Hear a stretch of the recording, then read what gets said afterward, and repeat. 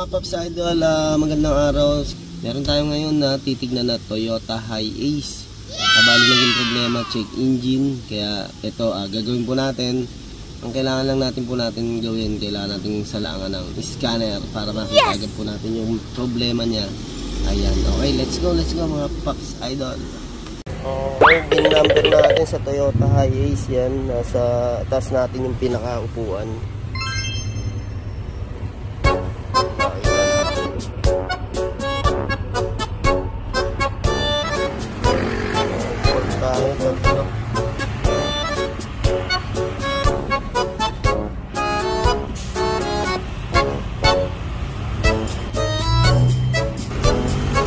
Video lang natin. Ito mga idol, lumabas yung ano natin sa injector circuit natin, kaya pala check engine.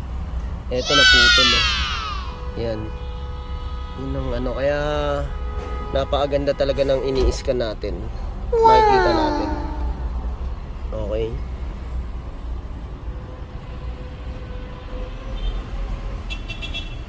Yan, pending sa injector circuit. Open tsaka brake. Okay. Okay, nakikabit na nga natin yung wiring ng injector mga Paps. Kusa naman nawala yung check engine nung naikabit na nga po natin ito. Kaya ang gagawin naman natin ngayon, lilinisin natin yung EGR valve tsaka intake manifold nitong Toyota Hiace. Okay. Ayan, linis naman tayo mga idol. Magandang araw po. Eto, maglilinis tayo ngayon ng EGR valve tsaka intake manifold ng Toyota Hiace. Kasama natin ngayon dito si Idol. Ito. Hello boss, good morning. Yun. Yan. Okay, kasi ito nga tinakbo na ito kay boss, nasa 180. Oh, nasa my 200 God. mahigit na yung tinakbo, kaya first time malilinis. Yan, tignan natin kung gaano siya kadumi mamaya sa EGR valve natin. Okay. Okay, ito bali, ito na madumi na rin siya. Yan buo-buo na ang daming carbon, lalaki. Yan. Hindi na maglalaro ng maganda tong ating EGR. Ayan. Okay. Tapos yun. Okay boss, sige boss.